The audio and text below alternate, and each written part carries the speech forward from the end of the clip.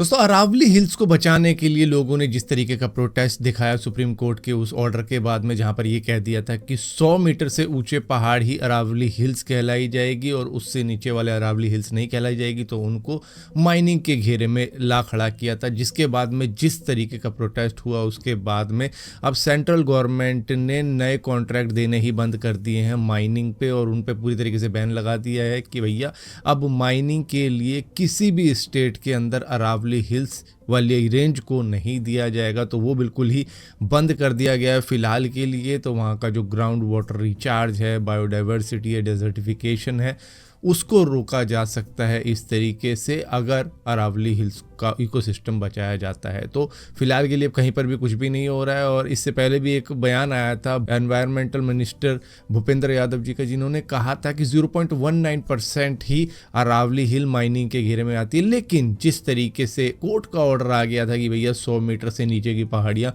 पे भी माइनिंग की जा सकती है, वो अरावली हिल से नहीं है, तो भैया उसमें तो बहुत बड़ा एरिया आ गया था, जिसकी वजह से लोगों में चिंता जाग खड़ी हुई थी। दोस्तों, कल हमें मालूम चला था कि क्रिसमस पे यानी कि आज के दिन Swiggy, Zomato, Zepto, Blinkit, Amazon, Flipkart, इन सभी के जो डिलीवरी बॉय हैं, गिग वर्कर्स हैं, वो पूरे भारत के अंदर स्ट्राइक करेंगे। और ये 2 दिन स्ट्राइक चलेगी, मतलब 26 से चालू हो जाएगा इनका काम करना। लेकिन ये फिर से न्यू ईयर पे स्ट्राइक करने वाले हैं, क्योंकि इनको पेमेंट काफ़ी ज़्यादा कम मिलती है। अनसेफ डिलीवरी टारगेट दिए जाते हैं कि 10 मिनट के अंदर डिलीवरी करके आओ, और कई घंटों तक काम करने के बावजूद भी इनको उतना पे नहीं मिलता है, जिसकी वजह से इन्होंने स्ट्राइक करी आज के दिन। लेकिन ताज्जुब की बात यह है कि आज सुबह ही फ्लिपकार्ट की डिलीवरी हुई है मेरे घर पर। तो पता नहीं ये स्ट्राइक है भी या फिर कुछ लोगों ने स्ट्राइक करी है, बाकी थोड़ा बहुत उनसे बच के अपना काम अभी भी कर रहे हैं, क्योंकि घर भी चलाना होता है। तो यहाँ पर डिलीवरी तो भाई हो रही है दिल्ली के अंदर, अगर मैं बताऊं तो। दोस्तों, बांग्लादेश की न्यूज़ सुनने के बाद में ऐसे दिल थर थर कांपने लगता है कि मतलब दीपू चंद्र दास के साथ में जिस तरीके की घटना हुई, उससे पहले भी ऐसी कई घटना हुई हैं, जैसे कि 2024 के वक्त में जो मैसिव प्रोटेस्ट हुआ था, उसके बाद में जिस तरीके से चीज़ें हुई बांग्लादेश के अंदर, वो काफ़ी ज़्यादा दिल दहला देने वाली थी। और अब दीपू चंद्र दास के साथ में जो हुआ, और किसी को अभी मालूम भी नहीं होगा कि उसी के कुछ दिन बाद अमृत मंडल के साथ में भी यही चीज़ हुई थी। हालांकि पुलिस वाले वहाँ पे कह रहे हैं कि इनसे एक्सटॉर्शन मांगी जा रही थी और उसके चक्कर में इनको मारा गया। तो सही तो खैर वो भी नहीं है। वहाँ पर क्या हो रहा है कि लोग ग्रुप में जाकर अब माइनॉरिटी को, जो कि हिंदू ज़्यादा है, उनके घरों पे जाके बोलते हैं कि मतलब हम तुम्हें मारेंगे, ये करेंगे, वो करेंगे, अगर तुम पैसे नहीं देते हो। तो इस तरीके की भी चीज़ें स्टार्ट हो चुकी हैं बांग्लादेश के अंदर। दोस्तों, इंडिगो ने भी कुछ ही हफ्तों पहले जिस तरीके का मास कैंसिलेशन किया था, उसके बाद में इनके ऑपरेशन क्राइसिस हो गए थे, जिसके बाद में सिविल एविएशन मिनिस्ट्री ने नो ऑब्जेक्शन सर्टिफिकेट देने स्टार्ट कर दिए नई एयरलाइंस को भी, ताकि ये जो कंपटीशन है उसको बढ़ाया जाए एयरलाइंस का। ऐसे ना हो कि सिर्फ एक की ही मोनोपोली चलती रहे, जिसकी वजह से एआई हिंद एयर और इसी के साथ साथ फ्लाई एक्सप्रेस जैसी नई एयरलाइंस को भी इन्होंने अब नो ऑब्जेक्शन सर्टिफिकेट दे दिया है। क्योंकि इंडिगो के साथ में जिस तरीके का एक्सपीरियंस रहा, मास कैंसिलेशन हुआ, लोगों को अपनी वेडिंग में जाना था, किसी को किसी इवेंट में जाना था, फैमिली से मिलने जाना था, और उस चक्कर में लोग नहीं जा पाए, फंस गए। दूसरी एयरलाइंस ने इसका फ़ायदा उठा के पैसे बढ़ा दिए अपने फेयर के, जिसकी वजह से अब ये तय किया गया है कि नई एयरलाइंस को भी अब मौका मिलना चाहिए। तो अब एनओसी मिल रहा है नई एयरलाइंस को भी। दोस्तों, बेंगलुरु के एक एंटरप्रेन्योर रोहित श्रॉफ ने लिंक्डइन पर एक पोस्ट डाली है, जिसको सुन के थोड़ा सा आपको भी लगेगा यार ये क्या हो रहा है इंडिया के अंदर। दरअसल इन्होंने कहा है कि हम 2026 में इंडिया को लीव करने वाले हैं। हम 4 करोड़ टैक्स भरते हैं एनुअली, जिसमें जीएसटी भी होता है और दूसरे टैक्सेस भी होते हैं। और जो ड्रीम था मेरा यहाँ पर अच्छा खासा कि मैं बहुत बड़ा बिजनेस कर लूँगा अपना इंडिया के अंदर, वो हो नहीं पाएगा, क्योंकि जिस तरीके का इंडिया का टैक्स सिस्टम है वो काफ़ी ज़्यादा मतलब स्ट्रेन में रखता है हम जैसे उन लोगों को जो कि टैक्स भरते हैं। मतलब इंडिया के अंदर 4% या 3-4% के करीब में ही लोग ऐसे हैं जो कि टैक्स भरते भी हैं, और वो टैक्स भरते हैं तो उनको बार बार नोटिस भेजते रहते हैं ये कि भाई टैक्स भरो, ये करो, वो करो। और चेकिंग के लिए जीएसटी टीम भी आ जाती है, इनकम टैक्स की भी टीम आ जाती है, और ये हमारे साथ ही क्यों होता है जबकि हम टैक्स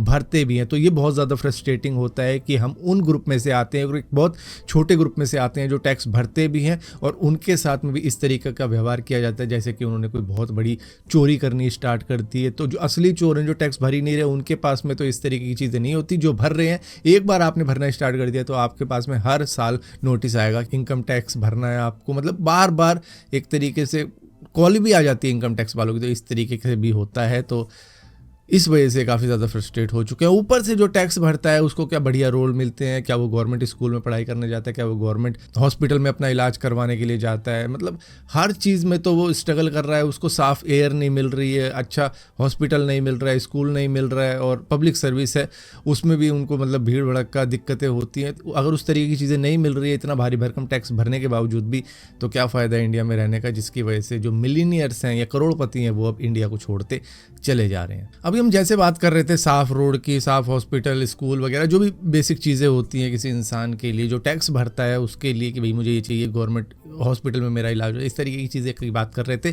लेकिन 2026 में पुणे के अंदर नगर निगम के इलेक्शन होने वाले हैं, तो उसके अंदर कुछ कैंडिडेट इस तरीके की भी फ्रीवीज दे के अपने वोटर्स को लुभा रहे हैं कि हम SUV देंगे आपको, हम 5 दिन की थाईलैंड की ट्रिप करवाएंगे, गोल्ड ज्वेलरी देंगे, प्लॉट देंगे, स्विंग मशीन देंगे, बाईसाइकिल देंगे, मतलब फ्री बीज दे रहे हैं लोगों को ताकि वो उनको वोट दें। इस तरीके की चीज़ें कही जा रही है कि ये लकी ड्रॉ के अंदर वोटर्स को मिलने वाली है, और क्या वो मिलती भी हैं, चाहे वो MCD जितने ही छोटे इलेक्शन के लिए कही जाए कि भैया यहाँ पर अगर हमको आप इलेक्ट करते हो तो हम उसके अंदर आपको ये चीज़ें देंगे। लेकिन आप एक और चीज़ देखो, इनको पैसे कितने मिलेंगे जब चलो ये इलेक्शन जीत भी जाते हैं, इनको मुश्किल से शायद 50 लाख 1 करोड़ मैक्सिमम मिल जाएंगे, और कितने लोगों को ये ऐसी फ्री बीज दे सकते हैं उस पैसे के अंदर जिसमें इनको थोड़ा अपना भी हिस्सा रखना होता है। दोस्तों 2015 में एक योजना लागू की गई थी, प्रधानमंत्री कौशल विकास योजना, जहां पर यूथ को स्किल ट्रेनिंग और सर्टिफिकेट देने की बात की गई थी जिसके बदले में उनको जॉब मिलती। लेकिन यहाँ पर कंट्रोल एंड ऑडिटर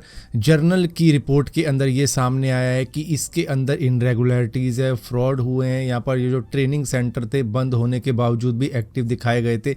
यहाँ पर फेक बेनिफिशरीज, डुप्लीकेट फोटोज़ का यूज़ किया गया है। बैंक अकाउंट में भी डिटेल बोगस है, मतलब कि 1111 ऐसे लिखा हुआ, 1 2 3 4 5 ऐसे, मतलब रैंडमली कुछ भी लिखा हुआ बैंक अकाउंट पे नाम पर, और गवर्नमेंट से पैसे लिए गए हैं। मतलब 10,000 करोड़ रुपए की स्कीम थी, उसके अंदर पैसा कहाँ गया किसी को मालूम नहीं चला। मतलब 95 लाख कैंडिडेट्स थे इसके अंदर, जिसमें से 90 लाखों के तो बैंक अकाउंट ही नहीं डाले गए, कि जिनको 500 रुपये मिलने वाले थे उनके बैंक अकाउंट ही नहीं डाले गए, और जो 5 लाख के बैंक अकाउंट डाले भी गए वो इस तरीके के थे 1111 1 2 3 4 5, मतलब ऐसे ही उल जलूल डाले हुए थे। यहाँ पर घोस्ट ट्रेनिंग और फेक सेंटर क्रिएट किए गए गवर्नमेंट से फंड निकालने के लिए, और इस तरीके से जो स्कीम थी उसके अंदर कितना पैसा कहाँ गया है किसी को कुछ मालूम नहीं चला है। यहाँ पर गवर्नमेंट ने करीब 178 ट्रेनिंग पार्टनर्स को ब्लैकलिस्ट किया है, और इसी के साथ साथ FIR भी लॉन्च की गई है, रिकवरी की भी शुरुआत की गई है, और इसी के साथ साथ केस भी रजिस्टर किए गए हैं। मतलब यहाँ पर ऐसा भी हुआ है कि जो इंस्पेक्टर होते हैं ना, कि उनको जाना होता है वहाँ पे ऑडिट के लिए, एक एक इंस्पेक्टर ने एक एक दिन में 10-10 जगह, कहीं गुजरात में जा रहा है, कहीं हैदराबाद में जा रहा है, मतलब अलग अलग जाके उनने ऑडिट भी कर डाली है। और एक जिम में अगर आप देखो कि एक ट्रेनर होता है, 2 ट्रेनर होते हैं, मैक्सिमम 5 ट्रेनर होते हैं।